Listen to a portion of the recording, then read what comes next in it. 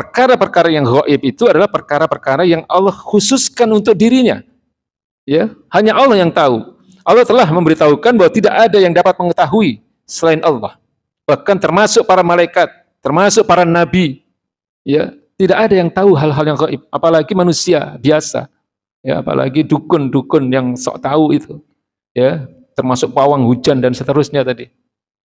Ya, karena itu siapa saja yang mengaku mengetahui perkara gaib, maka ia adalah pendusta. Ya. Ya, meskipun kadang benar yang dia sampaikan. Jadi kalau ada dukun yang benar ucapannya, pertama bisa kebetulan, ya. Kedua, yaitu tadi ada bisikan dari jin.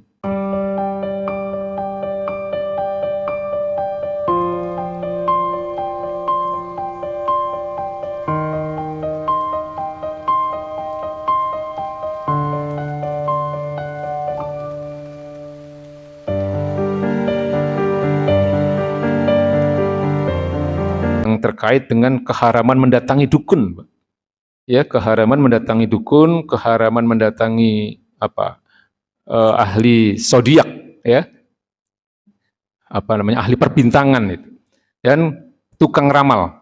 Nah, kalau sekarang bahasanya bisa jadi paranormal, bisa disebut orang pintar, bahkan kadang ya dipanggil kiai juga, padahal tujuannya kerjaannya adalah meramal. Ya, sesuatu yang dia sebenarnya tidak tahu, ya, menyatakan tentang sesuatu yang gaib. Ya, jadi tentang hal yang gaib ini sudah jelas, Pak, ya, bahwa hanya Allah yang tahu tentang hal-hal yang gaib. Manusia tidak tahu. Ya, dalam surat An-Naml ayat 65 Allah katakan kul la ya'lamu man fis samawati wal ardil ghaiba illallah wa ma yash'uruna ayyana yub'atsun. Katakanlah ya Muhammad, ya, la ya'lamu man fis samawati wal ard al ghaiba illallah. Tidak ada sesuatu pun di langit dan di bumi ini yang mengetahui perkara yang gaib illallah, kecuali Allah Subhanahu wa taala. Wa ma yash'uruna ayyana yub'atsun. Ya, mereka tidak sadar, mereka tidak tahu kapan mereka akan dibangkitkan. Artinya ini ancaman dari Allah Subhanahu wa taala kepada orang-orang yang sok tahu tentang hal-hal yang gaib. Ya. Lalu kemudian ada ancaman dari baginda Nabi kepada orang-orang yang mendatangi tukang ramal, yang mendatangi para dukun yang sok tahu tentang hal-hal yang gaib ini.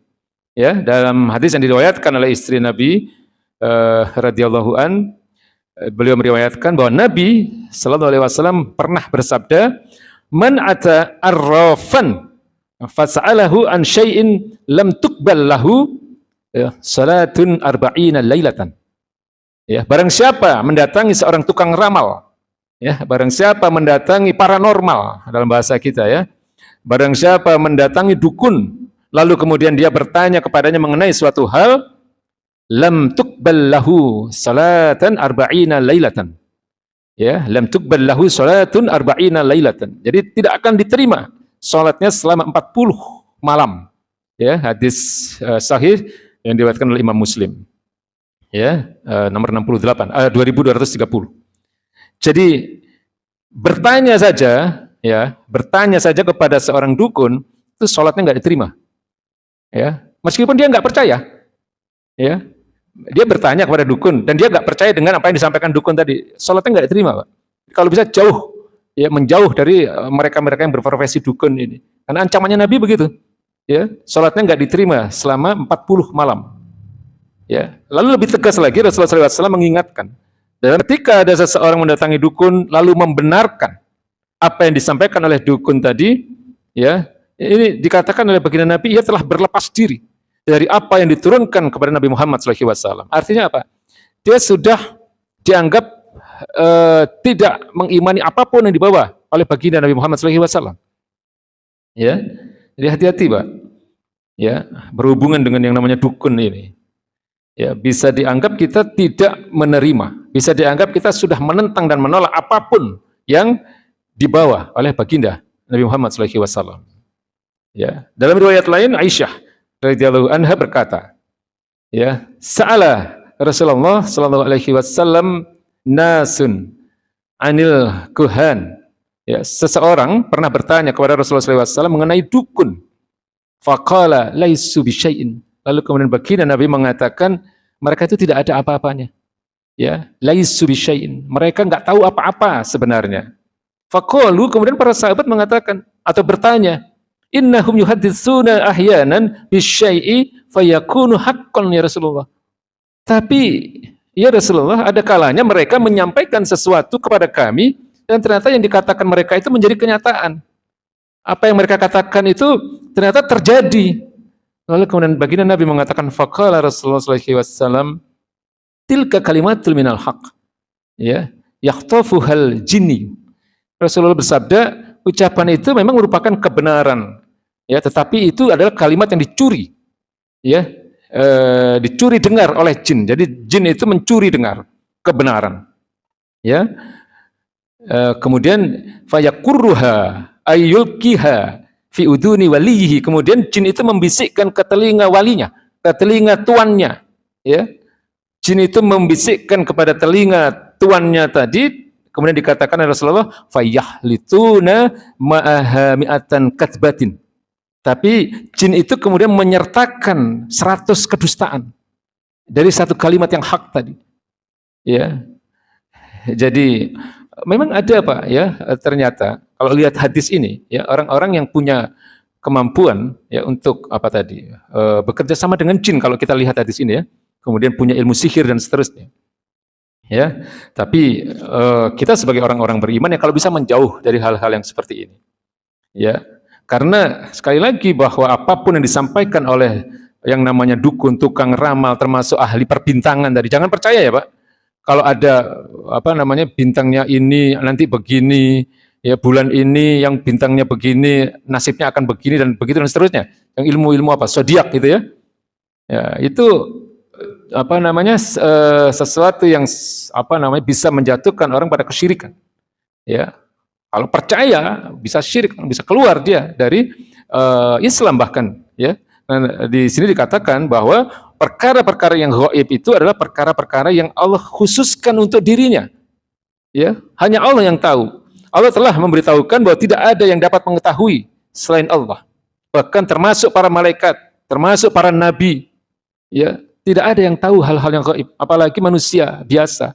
Ya, apalagi dukun-dukun yang sok tahu itu. Ya, termasuk pawang hujan dan seterusnya tadi.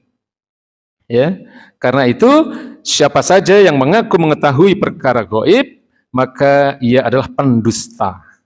Ya, meskipun kadang benar yang dia sampaikan. Jadi kalau ada dukun yang benar ucapannya, pertama bisa kebetulan, ya.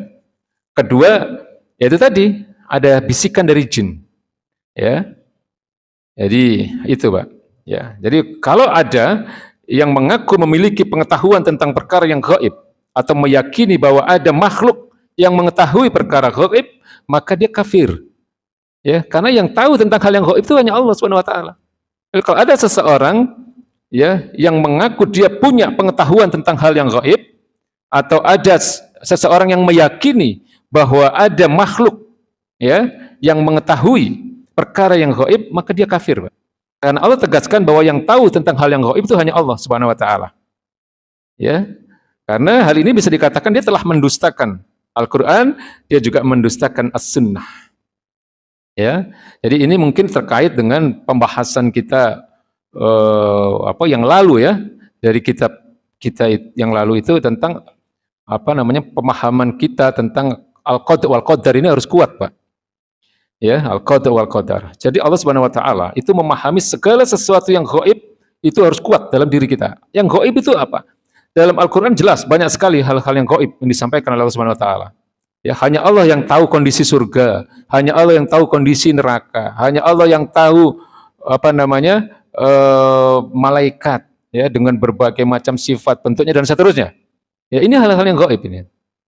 Dan yang penting juga untuk kita imani adalah bahwa hanya Allah yang tahu tentang apa yang sudah terjadi ya sebelum adanya dunia, apa yang sedang terjadi hari ini ya di seluruh pelosok dunia, di seluruh pojok-pojok dunia ya, apa yang terjadi hari ini di tengah hutan malam hari, ada daun yang jatuh ya dan seterusnya ya, dimanapun Allah Maha tahu ya, dan Allah juga Maha tahu dengan apa yang akan terjadi nanti setelah tidak ada, sampai setelah tidak adanya dunia.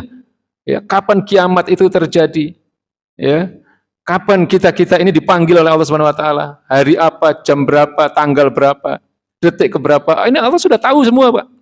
Ini yang kita sebut dengan apa namanya? Catatan-catatan yang ada di Lauhul Mahfuz. Semua sudah ada. Ya. Nah, tugas kita apa atau kewajiban kita apa terhadapnya? Mengimani.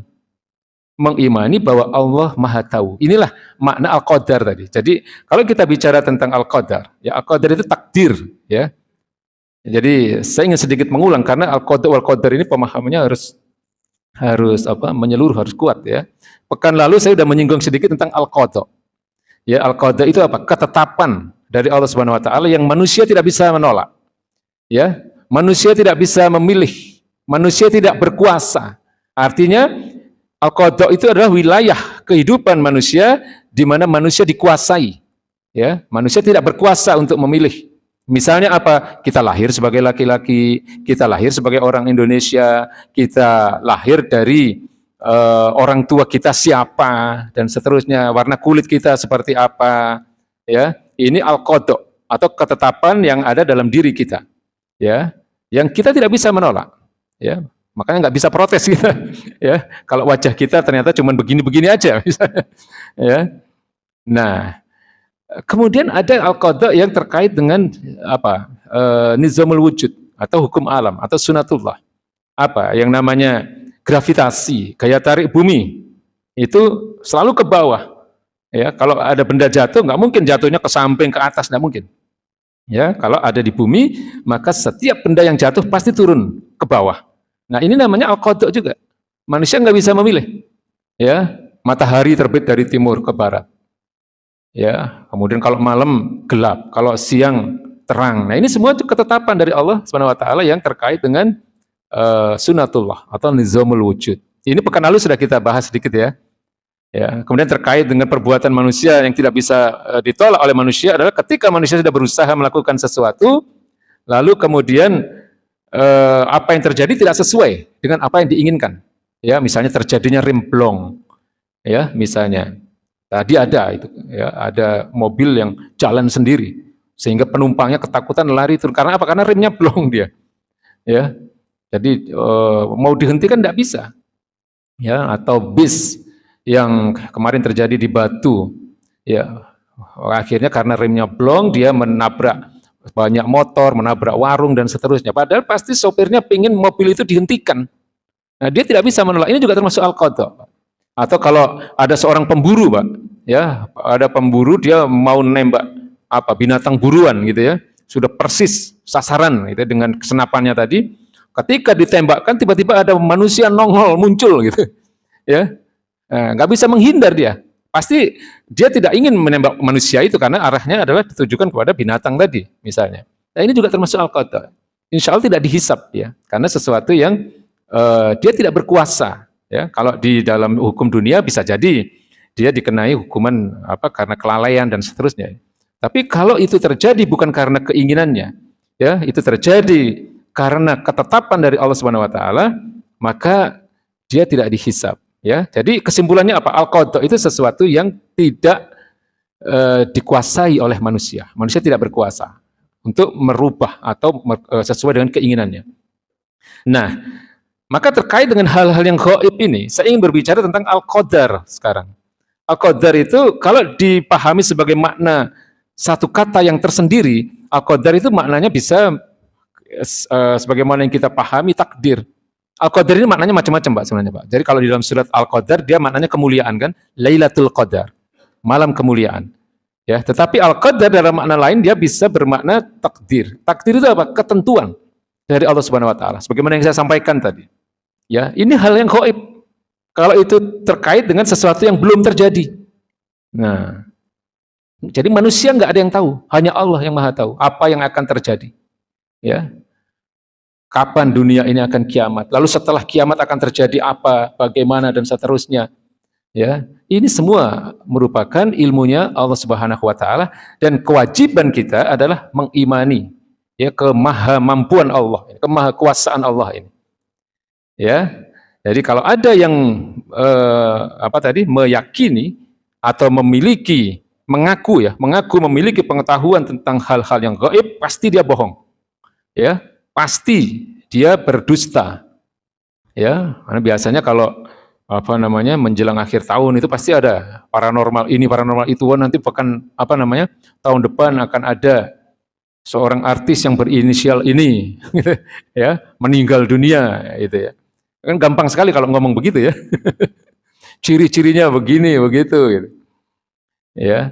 Nah, ini semua bohong. Baginda Nabi mengatakan laisu bisyai'in. Mereka itu tidak tahu apa-apa. Mereka tidak punya apa-apa, ya, kecuali berbohong tadi. Nah, sekali lagi sedikit saya ingin mengkaitkan dengan pengetahuan kita tentang Al-Qadar tadi, Pak. Jadi Al-Qadar sebagai satu istilah tersendiri maknanya bisa menjadi takdir, ketentuan dari Allah Subhanahu wa taala yang hanya Allah yang tahu. Ya, ini ilmunya Allah Subhanahu wa taala.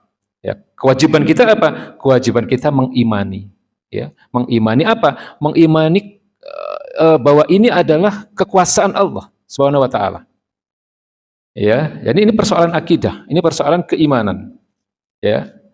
Nah, dalam hal ini tidak bisa dijangkau oleh akal kita, Pak. Ya, dalam hal ini tidak bisa dijangkau oleh akal kita. Ketika Allah mengatakan innallaha samiul alim, Allah itu maha mendengar dan maha mengetahui, imani saja sudah. Gak usah kemudian dibayangkan bagaimana ya Allah itu bisa tahu, Allah bisa melihat, Allah bisa mendengar, ya, bagaimana alat pendengarannya. Nah, ini nggak boleh kita berpikir sampai ke sana, nggak boleh. Karena ada dua hal yang dilarang, ya, yang tidak boleh kita coba-coba untuk menjangkau, yaitu tentang apa? Pertama zat Allah, kedua tentang af'al, perbuatan-perbuatan Allah. Ya, dua hal ini di luar jangkauan akal manusia. Ya, kewajiban kita apa? Mengimani apa yang disampaikan oleh Al-Qur'anul Karim. Ya, ketika kemudian Allah mengatakan bahwa Allah itu innahu was-sami'ul basir, misalnya. Allah itu maha mendengar dan maha melihat. Ya sudah, diimani saja. Ya, bagaimana bisa melihat seluruh dunia ini? Apa yang ada di laut, apa yang ada di ruang angkasa dan seterusnya. Ya, nggak usah dibahas. Nah, kalau dibahas, pertama nggak akan selesai, yang kedua bisa nggak produktif dan nggak akan ketemu hasilnya. Ya, nggak akan ketemu ujungnya, jawabannya. Ya, jadi terkait dengan Al-Qadar yang maknanya takdir ini, kewajiban kita adalah mengimani. Ya, jadi dalam Islam itu kan ada akidah, ada syariat. Kewajiban kita terhadap akidah, kewajiban kita terhadap keimanan adalah mengimani, meyakini 100%. Kewajiban kita terhadap syariat mentaati. Sudah, itu aja. Ya, mentaati apapun yang disampaikan oleh Allah Subhanahu wa taala, ya, terkait dengan perintah ditaati, terkait dengan larangan dihindari atau dijauhi. Ya, sekali lagi bahwa hanya Allah yang tahu tentang hal-hal yang gaib. Ya, kalau ada manusia mengaku tahu tentang hal yang gaib, pasti bohong dia. Ya.